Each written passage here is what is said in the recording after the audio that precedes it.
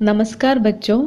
हमारा जो पर्चा है हिंदी और मलयालम तुलनात्मक अध्ययन। प्रत्येक साहित्यिक रचना में उस साहित्यकार के व्यक्तित्व की झलक पढ़ना जो है स्वाभाविक है। लिहाजा प्रत्येक साहित्यिक रचना की पड़ताल करने से पूर्व उस साहित्यिक रचना की प्रणेता के व्यक्तित्व पर नजर डालना बेहद जरूरी है। तो हमें यहाँ मलयालम के प्रसिद्ध साहित्यकार कुमारनाशान और हिंदी के प्रसिद्ध साहित्यकार जयशंकर प्रसाद के व्यक्तित्व एवं कृतित्व पर नजर डालना है।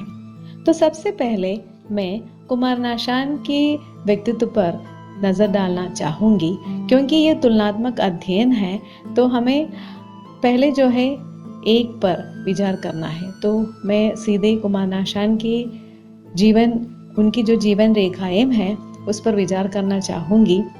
तो देखिए, कुमारनाशान का जन्म जो है तिरुवनंतपुरम के काईकरा नामक एक गांव में सन 1873 में हुआ था। तो देखिए, ये आशान स्मारक जो है तोनक्कल में है। और आगे हम उनके पिता के बारे में जानकारी हासिल करेंगे। तो उनके पिता कौन थे? नारायण थे।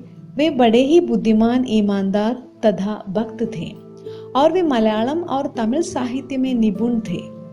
संगीत शास्त्र के वे विद्वान थे। कई कीर्तनों की रचना उनके द्वारा हुई थी और इसमें प्रसिद्ध एक गीत है सोपना। और उनकी जो माता है, माता का नाम है कालियम्मा। और कालियम्मा भी धर्म में आस्था रखने वाली, सदा जो है वे भक्ति रस में लीन रहने वाली, दूसरों से दया तथा वात्सल्य दिखाने वाली एक नारी थी। तो यहाँ पर हम देखेंगे तो उनके माता पिता के गुणों का प्रभाव जो है स्वयं आशान पर भी पड़ा है। अतः वे एक आदर्शवादी, ज्ञानी, संगीत में रुचि रखने वाले तथा काव्य प्रतिभा से युक्त व्यक्ति के रूप में प्रसिद्ध हो गई। और इसके पीछे जो है उनके माँ बाप है ना। तो माँ बाप के वे द्वितीय पुत्र थे। बचपन में उनका नाम था कुमारू। सब लोग उन्हें प्यार से कुमारू ही बुलाते थे। आशान की जो शिक्षा है जो उचित समय पर हुई थी। पढ़ाई में वे बहुत ही निपुण थे और विद्यार्थी जीवन में ही उन्होंने कविता लिखने की क्षमता जो है प्रकट की है, क्योंकि कविता के प्रति उनके मन में अदम्य इच्छा थी। कविता लेखन के प्रति जो है उनके मन में अदम्य इच्छा थी। और इस काल में ही संस्कृत का भी उन्होंने अच्छा ज्ञान प्राप्त किया था। 16वें वर्ष की अवस्था में पास की संस्कृत पाठशाला में भर्ती होकर फिर से संस्कृत का अध्ययन उन्होंने शुरू किया था। तो यानी कि कुमारनाशान की जो भाषा है वो संस्कृत निष्ठ भाषा है। और यहाँ एक और मोड़ है, या एक पहला जो मोड़ है जो कुमारनाशान की जिंदगी में आया है, वो मोड़ किस प्रकार आया है इसके बारे में हमें देखना है। जैसे कि हम एक टर्निंग पॉइंट कहते हैं ना, उसी प्रकार, क्योंकि एक ऐसे व्यक्ति से उनका संपर्क हुआ। वो कौन है? और कोई नहीं, ഒരു ജാതി ഒരു മതം ഒരു ദൈവം മനുഷ്യന്। अर्थात एक जाति, एक धर्म, एक ईश्वर मनुष्य को, ऐसा कहकर केरल की जटिल जाति प्रथा के विरुद्ध आवाज उठाने वाले क्रांतिकारी सन्यासी श्री नारायण गुरु। श्री नारायण गुरु के संपर्क में आने के पश्चात कुमारू के जीवन में बहुत भारी बदलाव आ गया। इन्होंने उनकी वैयक्तिक, सामाजिक, आध्यात्मिक और साहित्यिक जीवन को खूब प्रभावित किया। एकांतता के प्रेमी कुमारू नारायण गुरु से प्रभावित होकर सन्यास की ओर झुकने लगे। दार्शनिक ग्रंथों का अध्ययन उन्होंने किया। आत्मा, ब्रह्म तथा जीव के रहस्यों को वे जानना चाहते थे। दार्शनिक तत्वों का चिंतन मनन उन्होंने किया। इस प्रकार आशान का बहुआयामी व्यक्तित्व श्री नारायण गुरु के प्रभाव से प्रभावित हुआ। या रुबाइयत हुआ। युग पुरुष नारायण गुरु स्वयं दार्शनिक, प्रतिभाशाली कवि तथा समाज सुधारक थे। उन्होंने अपनी जाति की दीन दशा का बुरा प्रभाव देखा था और उसके लिए घोर विद्रोह भी प्रकट किया था। तत्कालीन जाति व्यवस्था से मानव का उद्धार वे चाहते थे। अपने सिद्धांतों का कार्यान्वयन करने के लिए वे एक योग्य व्यक्ति की खोज में थे। कुमारों में वे ऐसे कर्मठ व्यक्ति को देखने लगे। लगभग इस समय सुब्रमण्य शतकम, भक्ति विलासम जैसे अनेक स्तोत्रों की रचना उन्होंने की। वे अवधूत बनकर जंगलों और पहाड़ों में भटकने लगे। अंत में वे अरिवपुरम आश्रम पहुंच गए। वहां अपने गुरु से उन्होंने बहुत सीखा, वेदांत के तत्वों का भी ज्ञान प्राप्त किया। जब वे बेंगलुरु तथा कलकत्ता से उच्च शिक्षा प्राप्त कर रहे थे, तब विभिन्न प्रकार के अनुभवों और अध्ययनों से ज्ञान विस्तार करने का अवसर उन्हें प्राप्त हुआ। संस्कृत के विशाल साहित्य को पढ़ने, मनन करने और अपने साहित्यिक व्यक्तित्व को निखारने का अवसर भी उन्हें प्राप्त हुआ। इस दौरान बहुत से साहित्यिक तथा आध्यात्मिक नेताओं के विचारों से भी वे प्रभावित हुए। उनमें प्रमुख हैं शरतचंद्र चट्टोपाध्याय, कवींद्र रवींद्र यानी कि रविंद्रनाथ टैगोर, मधुसूदन दत्त और राजा राम मोहन राय, रामकृष्ण परमहंस, स्वामी विवेकानंद आदि। आगे जीवन के दुखों तथा नियति की क्रूरताओं को देखने तथा अनुभव करने के कारण वे एक और भाग्यवादी हो गए और दूसरी ओर दार्शनिक बन गए। लगभग इस समय जो है भगवान बुद्ध के प्रति भी वे आकर्षित हुए। आप सब जानते हैं गौतम बुद्ध जो है, उन्होंने दुख की खोज में, दुख क्या है, दुख का निवारण कैसे होता है और संपूर्ण मानव जाति के लिए दुख का निवारण करवाने के लिए उन्होंने क्या किया, महापरिनिष्क्रमण किया था। आर्य सत्य की खोज में वे निकल पड़े थे और अंत में गया में बोधि वृक्ष के नीचे उन्होंने सिद्धि प्राप्त की थी।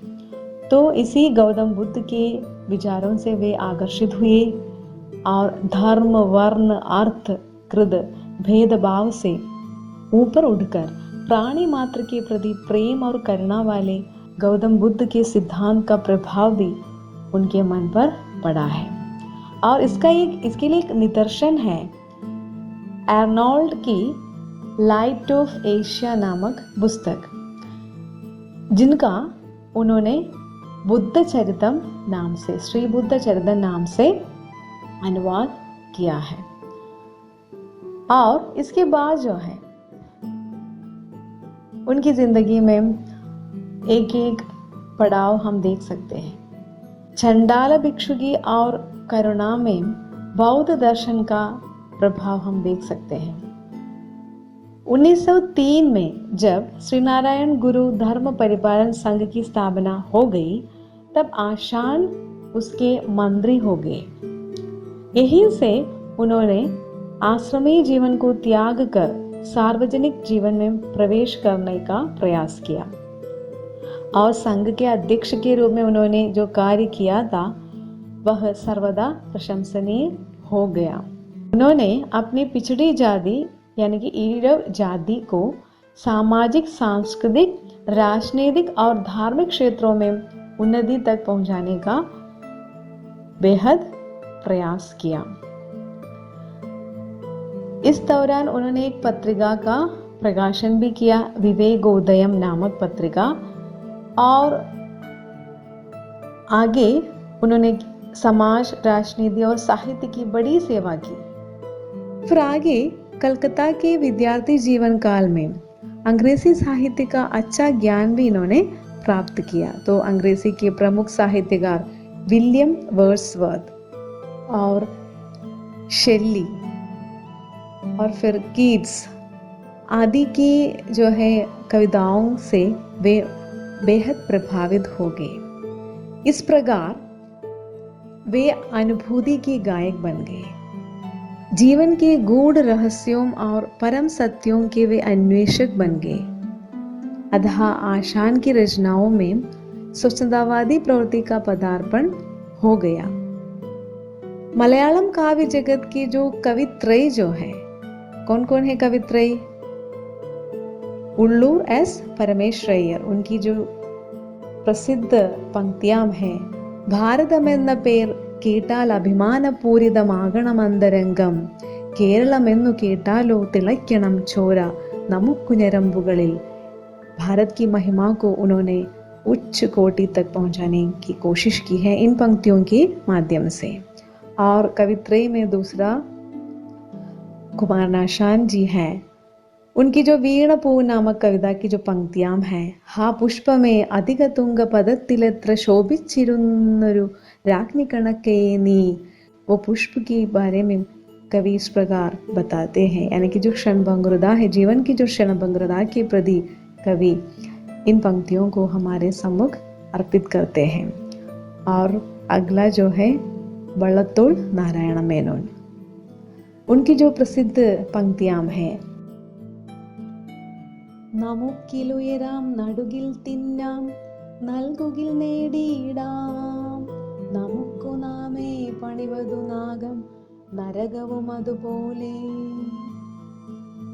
तो परोपकार के लिए ये पंक्तियां जो है समर्पित है। तो मेरा कहने का मतलब यह था कि कवित्रय जो है उनका परिचय तो हमने करवाया उनकी पंक्तियों के नाते, है ना। तो ये जो 3 कवित्रय हैं, उनमें से स्वच्छंदवादी प्रवृत्ति जो है अत्यधिक निगर आई है किसमें? कुमारनाशान में। तो प्रसिद्ध आलोचक श्री गुप्तन नायर मानते हैं कि मलयालम साहित्य में रोमांटिसिज्म का श्री गणेश शुरुआत जो है आशान की रचनाओं से हमें मिलता है। तो आशान की रचना वीणपूव, ये जो वीणपूव की जो पंक्तियां जो अभी मैंने आपके सामने प्रेषित किया है, तो उनकी जो ये वीणपूव नामक कविता है, उससे ही स्वच्छंदवादी प्रवृत्ति जो है सबसे अधिक रूप में मलयालम में दिखाई पड़ रहा, यानी कि आशान की रचना वीणपूव इस दृष्टि से सर्वप्रथम है। वीणपूव के बाद रचित आशान के खंड काव्यों में स्वच्छंदवादी प्रवृत्ति जो है हमें देखने को मिलती है। प्रेम का बड़ा व्यापक दृष्टिकोण आशान की रचनाओं में हमें देखने को मिलते हैं, लेकिन ये प्रेम जो है मामसल नहीं, अलौकिक धरातल पर ला बिठाने का प्रयास किया है उन्होंने प्रेम को। और जहां रहस्यवाद का भी दर्शन हमें मिलता है और श्रृंगार का भी सात्विक वर्णन आशान के काव्य में हमें प्राप्त होता है। आशान प्रेम गायक मात्र नहीं, समाज सुधारक एवं क्रांतिकारी भी थे। राष्ट्रीयता, स्वतंत्रता आदि का चित्रण भी आशान की रचनाओं में है। प्रगति के प्रति कवि का तीव्र आग्रह उनकी रचनाओं में हमें दृष्टिगोचर होता है। अपनी प्रगतिशील चिंताओं द्वारा मलयालम कविता को अपने युग से भी बहुत आगे ले जाने की कोशिश जो है आशान के द्वारा हुई है। अंतर्मुखता, आदर्शात्मकता, पारंपरिकता और धार्मिकता के प्रति श्रद्धा आदि भी उनके काव्य की विशेषताएं हैं। जाति व्यवस्था का उल्लंघन और परिवर्तन की पुकार आशान की सबसे बड़ी खूबी है। इस तरह मैंने आपके समक्ष आशान के व्यक्तित्व की थोड़ी सी झांकी जो है प्रस्तुत करने की जो कोशिश की है। मैं समझती हूँ कि आप इससे भली भांति वाकिफ हुए होंगे। आगे हमें उनके कृतित्व पर विचार करना है। तब तक के लिए धन्यवाद।